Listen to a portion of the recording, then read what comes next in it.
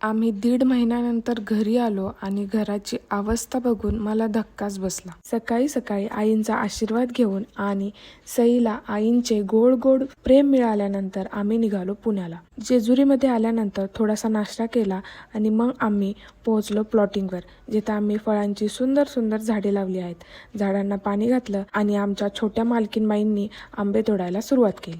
म्हणाली, हे आंबे आपण घरी घेऊन जाऊ, त्याशिवाय ते काही पिकणार नाहीत। मॅडमची आज्ञा मानून आम्ही पोहोचलो पुण्याला आणि जे काय घराची हालत पाहिली, मला व्हिडिओ काढायचं पण सुचलं नाही। सगळीकडे धुळीचा गालिचा होता। सई येताना गाडीतच झोपली होती। मग म्हणलं चला झोपली तोपर्यंत लागा कामाला। मग नॉनस्टॉप 3 तास काम केल्यानंतर थोडा आराम केला आणि नंतर लगेच कपाट आवरायला घेतलं। तोपर्यंत मॅडम उठल्या आणि कपाट आवरेपर्यंत मॅडमनी हा काही पसारा करून ठेवला होता। तर असा होता माझा आजचा दिवस। थँक्यू।